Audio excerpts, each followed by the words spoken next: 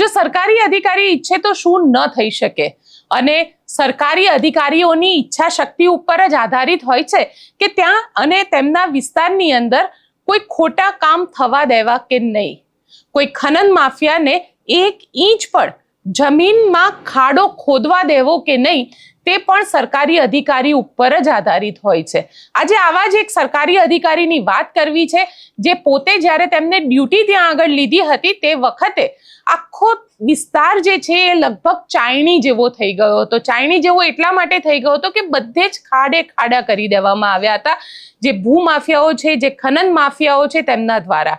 અને હવે આ આખા વિસ્તારની અંદર એક પણ ખનનનું કામ નથી થઈ રહ્યું, અને તેના ડ્રોન વિડીયોઝ જે છે તે અમારી પાસે આવ્યા છે, તે પણ તમને બતાડીશું. ને કોણ છે આ બાહોશ અધિકારી તેની વાત આ વિડીયોમાં. નમસ્કાર, હું છું ગોપી ગાંગર અને આપ જોઈ રહ્યા છો નિર્ભય ન્યૂઝ. તમને ખ્યાલ જ હશે કે થાનગઢ અને મૂડીનો આ વિસ્તાર કે જેની અંદર વર્ષોથી ખનન માફિયાઓ બેરોકટોક અહીંયા આગળ ખનન કરી રહ્યા હતા. જે કોલસાની ખાણ છે તેમાંથી કોલસા કાઢી રહ્યા હતા.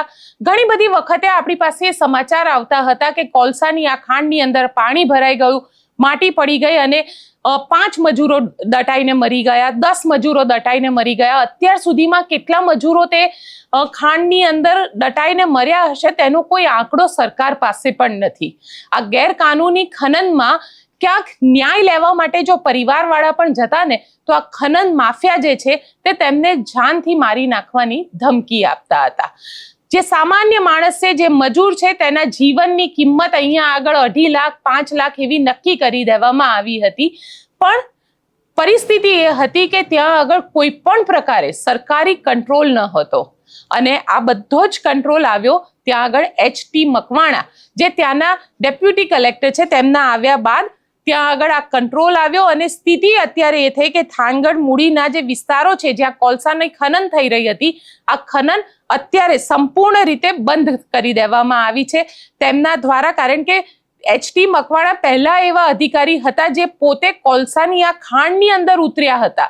એમને આખું સર્વેલન્સ કર્યું હતું કે કઈ રીતે કોલસાની ખાણની અંદર મજૂરને ઉતારવામાં આવે છે, કઈ રીતે મજૂર જે છે ત્યાં આગળ કામ કરે છે, અને તેની સાથે જો ઘટના ઘટે છે તો તે લોકોની શું પરિસ્થિતિ ઉદ્ભવે છે. આ બધી જ વસ્તુ તેમના દ્વારા જોવામાં આવી હતી. ત્યારબાદ જે ઇલીગલ માઇનિંગ કરી રહ્યા છે તેવા લોકો ઉપર અહીંયા આગળ તબાહી બોલાવવામાં આવી, અને આવા જ ઇલીગલ જે માઇનિંગ્સ હતા તેને રોકવાનું કામ કરવામાં આવ્યું. કોલસાની જે ખાણો છે તે ખાણોના ખાડા જે છે એ આપણે જો ગૂગલ અર્થથી પણ જોવા જઈએ, એટલે આપણે ઇન્ટરનેટ ઉપર ગૂગલ અર્થ ઉપર જોઈશું થાનગઢ અને મૂડીના વિસ્તારમાં, તો આ ખાડા આપણને એવું લાગશે કે આ જમીન ચાયણી જેવી થઈ ગઈ છે. આ બધી જ જગ્યાએ અત્યારે ગેરકાનૂની જે કોલસાનું ખનન હતું તેને રોકી દેવામાં આવ્યું છે. જે કોલસાનું ખનન કરનારા લોકો હતા એ પણ ઘણી બધી પોલિટિકલ પાર્ટીઓ સાથે કનેક્ટેડ હતા. એના કારણે અધિકારીઓ જે આવતા એ અધિકારીને કાં તો એમને કામ કરવા દેવું પડતું હતું, કાં તો પછી પૈસા લઈ અને ભ્રષ્ટાચાર કરવો પડતો હતો.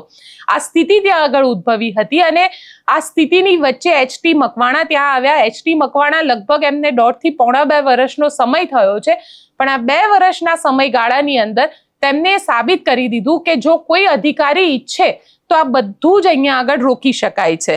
અને જે ગામની અંદર ગેરકાયદેસર ખનન ચાલતું હતું તેવા ગામની જો વાત કરવામાં આવે તો જામવાડી, ભડુલો, ભેડ, ગુગલિયા, શેરડી, ગઢડા, સોનગઢ, ખારો વિસ્તાર, આ બધા જ એવા વિસ્તારો છે કે જે વિસ્તારની અંદર કોલસાનું ખનન કરવામાં આવ્યું હતું. અને લગભગ 1.5 વર્ષ પહેલા આ બધી જ જગ્યાએ ત્યાં આગળ તપાસના કામે આ અધિકારી પહોંચ્યા હતા, અને ત્યાં એક ઘટના ઘટી હતી. લગભગ 5 થી 7 લોકોનું મૃત્યુ થયું હતું, અને ત્યાં આગળ લોકો દ્વારા એવું કહેવામાં આવતું હતું કે જે કોલસાના ખનન માફિયાઓ છે, આ ખનન માફિયાઓ જે લોકો મરી ગયા છે તેમની FIR ન નોંધાય તેના માટે પરિવારને ધમકાવતા હતા. ત્યારે HT મકવાણા પહોંચ્યા હતા, અને તેમના દ્વારા આ આખી બાબતને ખૂબ ગંભીરતાથી લેવામાં આવી, અને તેમને સાબિત કરી બતાડ્યું કે જો અધિકારી ઈચ્છે અને ભ્રષ્ટાચાર ન કરે અને આ ઈચ્છે તો આ આખો ખનનનો જે ધંધો છે તેને બંધ કરાવી શકે છે.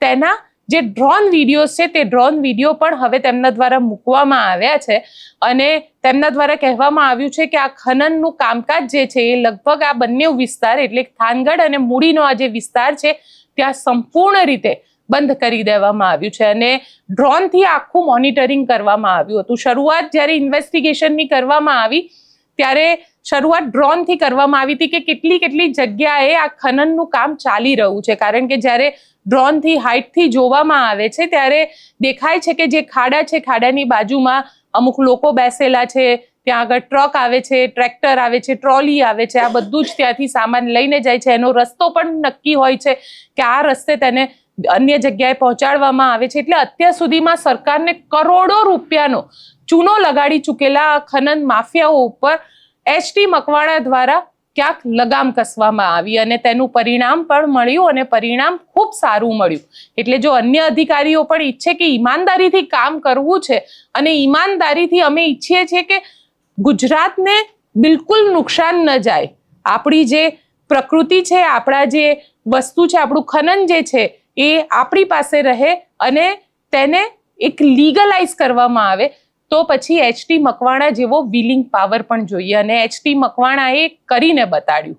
આપ શું માનો છો મને કોમેન્ટ બોક્સમાં ચોક્કસથી લખીને જણાવજો અને અમારી ચેનલ નિર્ભય ન્યૂઝને લાઇક, શેર અને સબસ્ક્રાઇબ કરવાનું ભૂલશો નહીં. આભાર.